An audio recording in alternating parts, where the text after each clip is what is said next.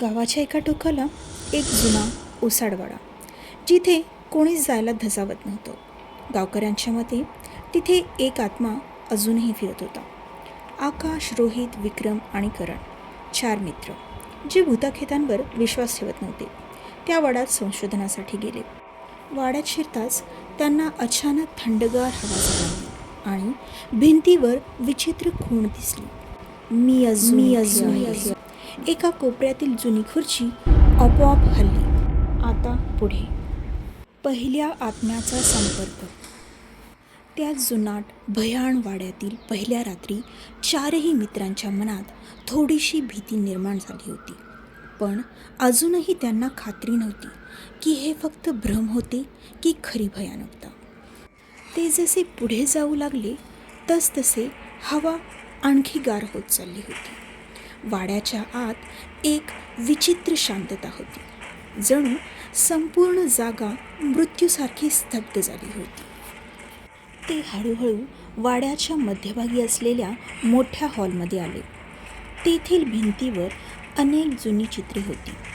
काही चित्रांमध्ये आनंदी चेहरे दिसत होते, तर काहींमध्ये अश्रू, वेदना आणि भय दिसत होतं.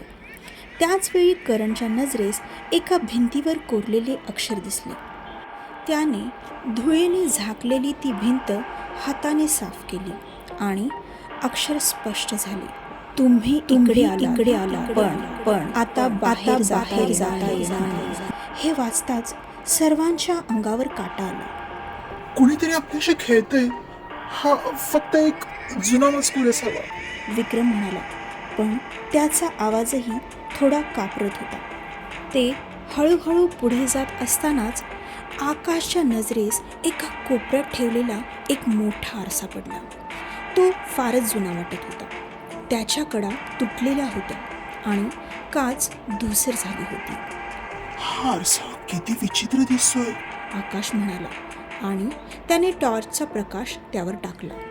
त्या प्रकाशात त्यांना आरशात त्यांचंच प्रतिबिंब दिसलं, पण प्रतिबिंब वेगळंच होतं. 4ही मित्र उभे होते, पण त्यांच्या मागे आणखी कोणीतरी उभं होतं. एका बाईचा अस्पष्ट चेहरा, ओठातून रक्त उकळत होतं, डोळे काळे पडले होते आणि तिचे केस मोकळे होते. ती एकटक त्यांच्याकडे बघत होती.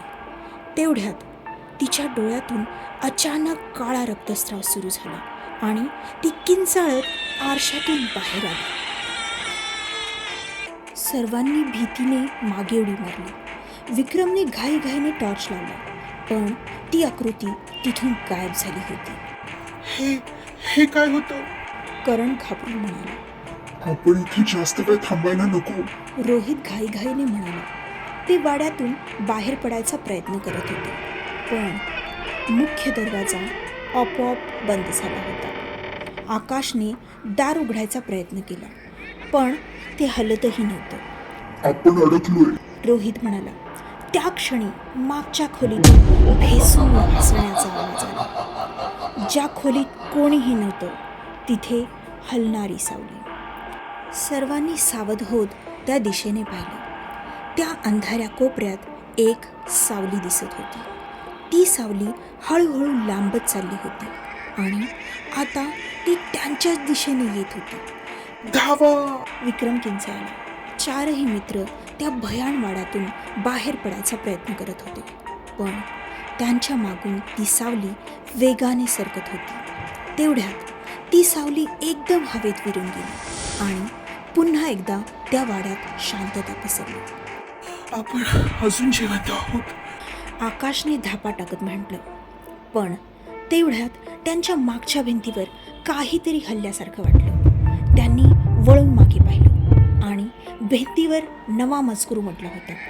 खेळ फक्त सुरू झाला, अजून खूप काही बाकी आहे.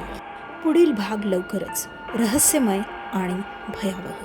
तयार रहा, कारण वाड्यातील आत्मे अजून शांत बसणार नाहीत.